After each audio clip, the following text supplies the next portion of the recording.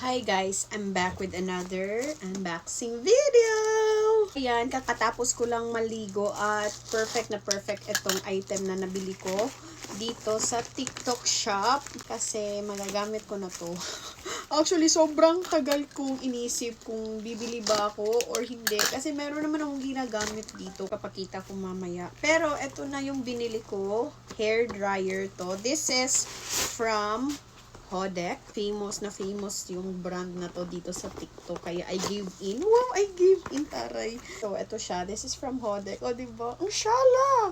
So, parang 245 ko lang to nabili. Nafo-fold pa siya. Ganyan. O, diba? Pero nakakatakot kasi parang masisira siya. Pero, ayan. At, ang maganda pa neto is lightweight lang siya. So, hindi ako na-stress or nabibigatan kapag nagpapatuyo ng buhok. Sobrang kapal kasi talaga ng aking buhok. Ito yung blower ko. Girl, super tagal na neto. Like, 2020 ko pa ata ito nabili. Sobrang liit lang niya kasi, ayan o, tingnan nyo yung comparison ng size nila. O, diba? Sobrang liit lang talaga niya. So, pang travel lang talaga to. At, yung hindi ko talaga gusto dito is yung wire. 1 meter lang yung wire. So, kapag nag-hair dryer ako, dapat malapit ako sa saksakan, ganun. Maliit lang siya. So, maliit lang na nakakover niya na hair. So, sobrang tagal ko matapos magpatuyo ng buhok. Kaya, ayan, bumili na talaga ako ng bago. So, eto siya. Marami akong nababasa na maganda yung review nito. Kaya, ayan. Tapos, meron pa siyang kasamang ganito. Paano ba to ilagay? Ganun lang. Yan na siya, nakalagay na. Pero kung ayaw mo ng ganyan, kunin mo lang. Ayaw na makuha, B! Ayan, nakukuha naman. At in fairness, hindi na kailangan ng adapter. Tapos yung wire niya din is mahaba. Ayan, perfect! I-on na natin. So, meron siyang tatlong heat level. Meron siyang itong fan ata to. And then 1 and 2. So, kapag, wow! Ito, fan, and then, heat 1, tapos, heat 2 natin, para dito sa baba. Nakaka-happy naman.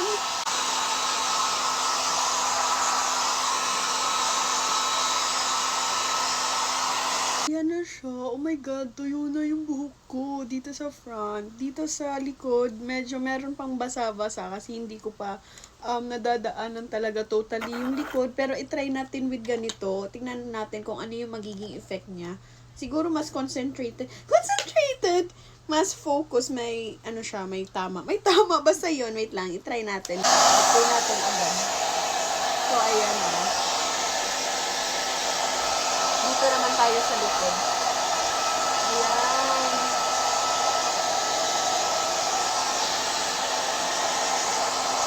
Ang saya! Gagi! Tuyo na yung buhok ko! Oh, ayan lang. Tuyo na ang aking buhok. Diba? Bongga na. So, dito naman tayo sa kabila. Lower ko lang ito. Kabila. Kamay-kamay lang yung gamit ko, ah. Ang saya talaga. So, ayan. Done na. Tuyo na ang aking buhok. Diba? Ang bilis lang. Ang saya. O, tumingin ako ng mga videos or mga reviews neto. Yung blue light daw is parang nagpo-protect ng hair para hindi siya ma-damage. So, I'm not sure kung tama ba yung napanood ko. So, let me know sa comment kung ayun ba talaga yung purpose ng blue light neto. But anyways, in fairness naman talaga, super sulit nito. Like, 250 lang to. And then, ang ganda ng quality, in fairness. Matibay siya.